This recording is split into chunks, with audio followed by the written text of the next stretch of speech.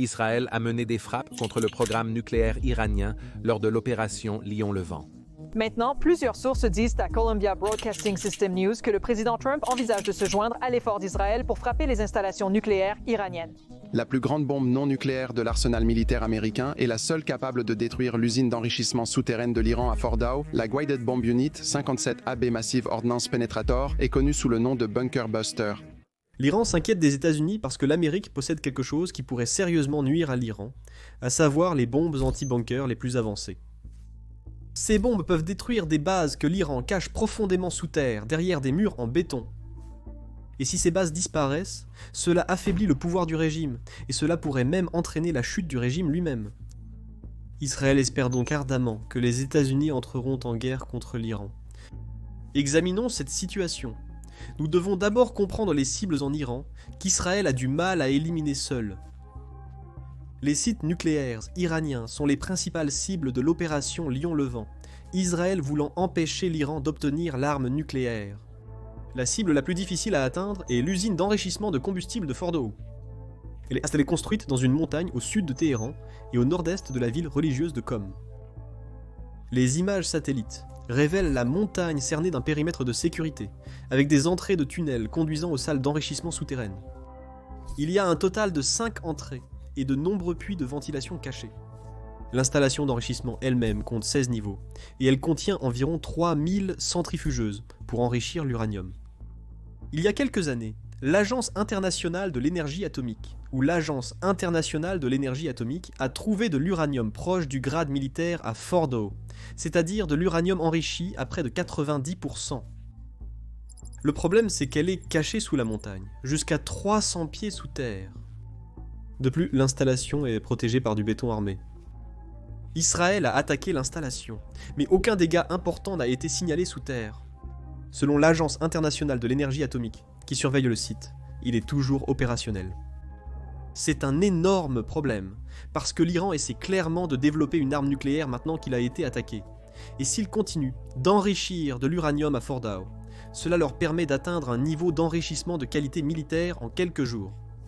Natanz est une installation nucléaire similaire à Fordow. C'était la première grande installation d'enrichissement de l'Iran, avec près de 15 000 centrifugeuses. Ces centrifugeuses étaient installées à environ 8 à 12 mètres sous terre, protégées par une épaisse couche de béton armé. Contrairement à Fordow, cette installation a été sévèrement endommagée par Israël, comme le révèlent des images satellites. L'alimentation électrique, la plupart des bâtiments de soutien et l'usine pilote d'enrichissement du combustible ont été coupés, retardant considérablement l'Iran. Malgré qu'aucun tir israélien n'ait réellement atteint le bunker, les centrifugeuses ont aussi été détruites. L'Agence internationale de l'énergie atomique a déclaré que notre évaluation est qu'avec cette perte soudaine d'alimentation externe, il est très probable que les centrifugeuses aient été gravement endommagées, voire complètement détruites. Israël a seulement besoin de l'aide américaine pour Fordow. Parce que si Fordow et Natanz sont tous les deux détruits, le programme nucléaire de l'Iran disparaît complètement pour le moment. La construction de nouvelles salles d'enrichissement coûterait des milliards de dollars. Des sites nucléaires comme Ispahan ou Arak sont également importants, mais moins stratégiques. C'est aussi pourquoi l'Iran ne les a pas placés très profondément sous terre pour la production. Mais il n'y a pas que le programme nucléaire iranien qui est sous les projecteurs ici. Le programme de missiles iranien est crucial. D'après les estimations américaines, l'Iran détient environ 3000 missiles balistiques.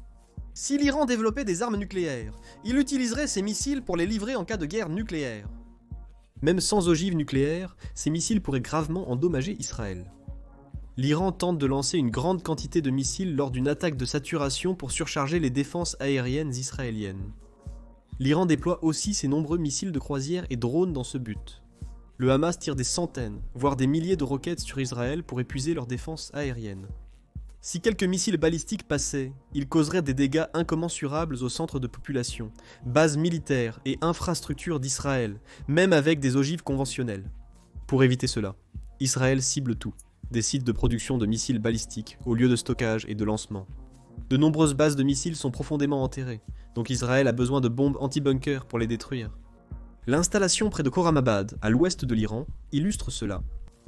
La base de missiles Imam Ali, également appelée ville des missiles, est située à seulement 1265 km de Tel Aviv, et les images satellites montrent à quel point elle est avancée. Le complexe débute par un poste de contrôle. Au sud-ouest se trouve une zone pour les réservoirs de carburant et d'oxydant des missiles. Et à proximité, il y a 2 tunnels qui mènent dans une montagne. Dans cette montagne, l'Iran a installé 2 silos de lancement pour des missiles balistiques. Et on aperçoit les portes de lancement ici à la surface. À quelques centaines de mètres du site de lancement se trouve le quartier général de la base, où sont stationnés les commandants du corps des gardiens de la Révolution islamique. Plus loin sur la route, on distingue 3 autres entrées de tunnels, menant sans doute à une aire de stockage.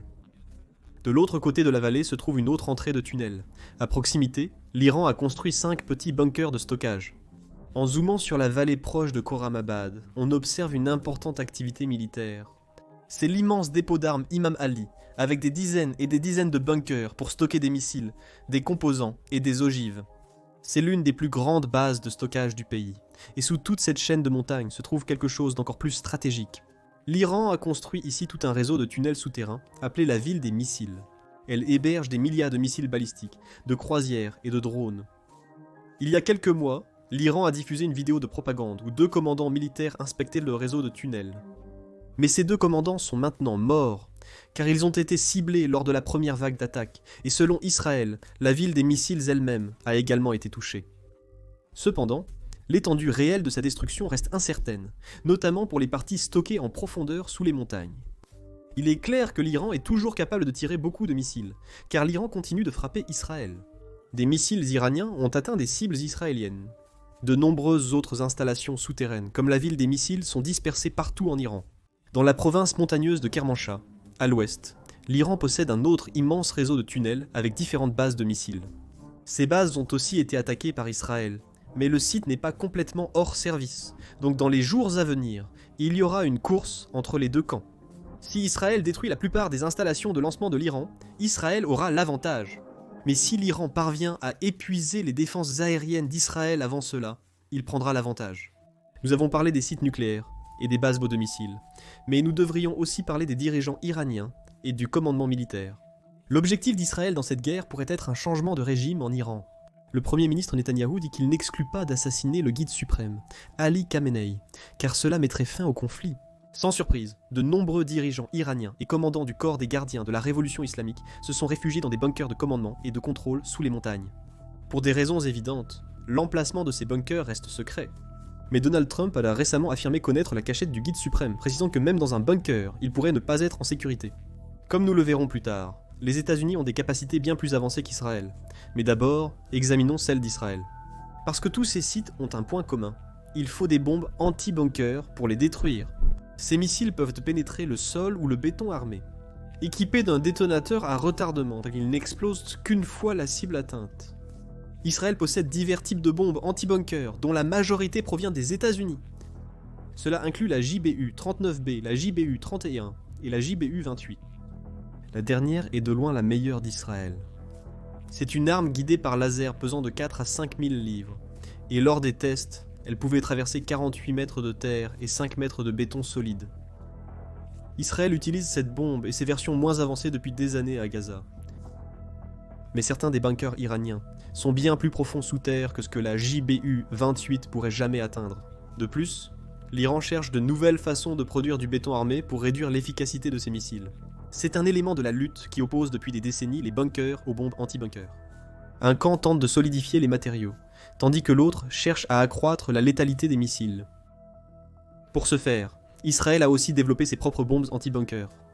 Cela inclut le Rampage et le missile de croisière Delila. Pour être honnête, Israël n'en est pas encore là. Ces bombes anti-bunkers locales ne peuvent encore percer que des bunkers légèrement renforcés, ce qui est utile mais insuffisant. Les véritables monstres, dans le domaine des bombes anti-bunkers, sont fabriqués aux États-Unis, et certains de ces missiles sont tellement avancés que l'Amérique ne les vend à personne, pas même à Israël. Voici la Guided Bomb Unit, 57 Massive Ordnance Penetrator ou Massive Ordnance Penetrator. Ce missile est énorme, il pèse environ 30 000 livres. La bombe acquiert une énorme énergie cinétique à l'impact, lui permettant de traverser la roche, la terre et le béton. Le seul avion opérationnel capable de lancer une Massive Ordnance Penetrator était le bombardier B-2 Spirit, et il a dû être spécialement modifié pour pouvoir la transporter. La bombe peut atteindre des cibles à 60 mètres sous terre. En comparaison, cela équivaut à un bâtiment de 20 étages et peut pénétrer environ 20 mètres de béton armé d'un bunker. Et ce sont les chiffres publiés. Il est tout à fait possible que les versions plus récentes puissent causer beaucoup plus de dégâts. La Massive Ordnance Penetrator est sans conteste la meilleure bombe anti-bunker des États-Unis et du monde. Les meilleures bombes anti-bunker de la Russie ne peuvent pénétrer que 10 pieds de béton. En Chine, ils ne font pas beaucoup mieux. Mais pour revenir à l'Iran, la question est, une frappe américaine peut-elle détruire les principales installations iraniennes ou non? De nombreuses spéculations circulent. La livraison ne devrait pas poser problème. Les avions de chasse israéliens opèrent librement dans l'espace aérien iranien, ce qui laisse présager que le bombardier furtif B-2 ne rencontrera aucune résistance.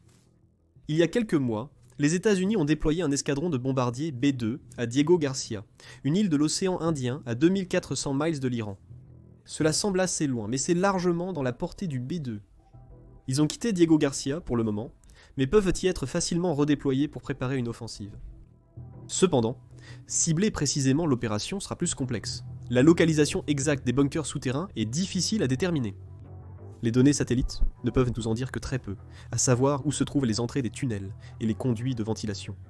Mais ce ne sont que des hypothèses, sauf si la CIA ou le Mossad ont des informateurs en Iran qui révèlent les plans. Ce n'est pas à exclure car leurs opérations de sabotage en Iran sont très avancées, mais nous ne le saurions qu'après coup.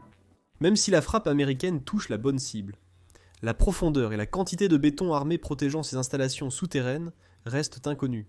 Parce que lorsque l'Iran a construit ses bunkers, il a évidemment pris en compte la létalité du Massive Ordnance Penetrator et a essayé de s'en protéger. Pourtant, de nombreux rapports suggèrent que les bombes Massive Ordnance Penetrator ont une chance, même contre le bunker le plus fortifié de l'Iran à Fordow.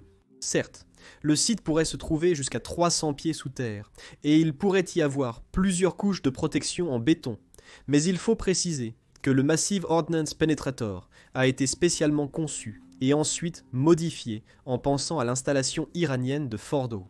Les détails précis sur la puissance réelle du Massive Ordnance Penetrator sont classifiés.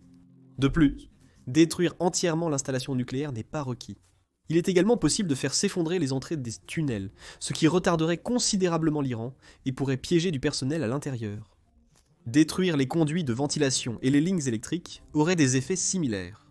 Mais la meilleure preuve de la vulnérabilité des sites nucléaires iraniens actuels, c'est que l'Iran en construisait un nouveau. Les Iraniens se sont probablement rendus compte que Natanz et Fordow pouvaient être détruits par une frappe américaine. Le nouveau site Natanz 2 est situé au sud de l'installation originale de Natanz. La construction a débuté suite à 2 attaques de sabotage israéliennes contre l'usine d'origine en 2020 et 2021. Des images satellites de 2023 montrent de nouvelles entrées de tunnels creusés dans une montagne. Et en 2025, le projet était dangereusement proche de l'achèvement, l'Iran mettant en place un périmètre de sécurité comme l'une des dernières étapes. C'était un problème majeur car cette installation était probablement hors de portée des bombes anti-bunker américaines. À une profondeur estimée entre 260 et 330 pieds, sous la roche solide, avec plusieurs couches de béton armé, même la bombe Massive Ordnance Penetrator n'aurait pas pu la percer. Natanz 2 pourrait être la raison pour laquelle Israël a attaqué maintenant. Une intervention américaine pourrait stopper le programme nucléaire iranien aujourd'hui, mais dans quelques mois, l'Iran pourrait produire de l'uranium de qualité militaire à Natanz 2, sans que personne ne puisse les arrêter. La grande question reste de savoir si les États-Unis interviendront. Jusqu'ici, Israël n'a demandé l'aide américaine que pour sa défense. Et chez lui, le président Trump avait promis aucune nouvelle guerre lorsqu'il a été élu. Mais une frappe avec une bombe anti-bunker ne serait peut-être pas considérée comme une guerre à grande échelle, comme celle d'Irak et d'Afghanistan auxquelles Trump s'est opposé. Neutraliser le programme nucléaire iranien est très différent d'une guerre pour un changement de régime. Les enjeux sont importants. Après l'attaque d'Israël, l'Iran essaie clairement de fabriquer une arme nucléaire, et avec Fordow toujours opérationnel, cela pourrait vraiment arriver. Les responsables israéliens ont affirmé que sans la destruction de Fordow, l'opération Lion-Levant serait un échec cuisant. On pourrait aussi dire qu'Israël n'aurait pas dû commencer cela s'il ne pouvait pas finir seul. C'est pourquoi Israël affirme publiquement avoir d'autres moyens pour s'occuper de Fordow, comme une attaque de sabotage ou une cyberattaque, mais rien n'a été observé jusqu'à présent. Il semble qu'ils aient besoin des bombes anti-bunker américaines. Cela serait déroutant, car initialement, les États-Unis semblaient fortement opposés aux actions d'Israël. Il n'est pas logique pour Israël d'attaquer l'Iran sans le soutien des États-Unis, même s'ils ont besoin de l'appui américain pour réussir leur mission. Cependant, cela pourrait être un choix judicieux pour Netanyahou. L'attaque met Trump dans une position délicate, car il ne peut pas laisser l'Iran développer une arme nucléaire, même s'il ne veut pas intervenir. Israël a tellement fait monter la tension qu'il pourrait être obligé d'agir. Et cela a un effet, puisque Trump change de discours et appelle à la reddition inconditionnelle de l'Iran. Mais il existe d'autres théories. Selon des rumeurs, Trump était informé de l'attaque dès le début, et aurait donné son accord à Israël en raison de l'échec des négociations nucléaires avec l'Iran. Apparemment, il a seulement fait semblant de s'y opposer en public parce qu'il voulait que l'Iran se sente en sécurité et ne prenne aucune précaution. Cela voudrait dire que les États-Unis avaient déjà prévu d'attaquer Fordo si l'Iran ne se rendait pas, et cela correspondrait à la politique de Trump de la paix par la force. Cependant, si Trump décidait d'attaquer l'Iran, les conséquences auraient été graves pour les États-Unis. Le guide suprême, Ali Khamenei, a averti qu'une frappe américaine aurait des conséquences graves et irréparables. L'Iran pourrait réagir en attaquant les bases américaines au Moyen-Orient, où 40 à 50 000 soldats américains sont stationnés. Son réseau d'alliés, incluant le Hezbollah, les Houthis et les milices irakiennes, se joindraient au combat. Si la situation devient incontrôlable, les Iraniens pourraient faire quelque chose de bien plus dommageable. Ils pourraient tenter de bloquer le détroit d'Ormuz, entravant l'exportation de pétrole des pays du Golfe. Cela ferait flamber les prix du pétrole dans le monde entier et entraînerait une crise économique mondiale. Pendant ce temps, l'Iran pourrait également ordonner aux Houthis au Yémen d'étendre leurs attaques sur le détroit de Bab el-Mandeb, coupant ainsi d'autres routes commerciales vitales. Le Moyen-Orient redoute que l'Iran s'attaque aux installations pétrolières du Golfe, aggravant ainsi les perturbations. En somme, une intervention américaine en Iran est risquée et non privilégiée, mais pourrait survenir si le développement d'armes nucléaires se poursuit. Merci d'avoir regardé et abonnez-vous pour rester informé de ce genre d'actualité.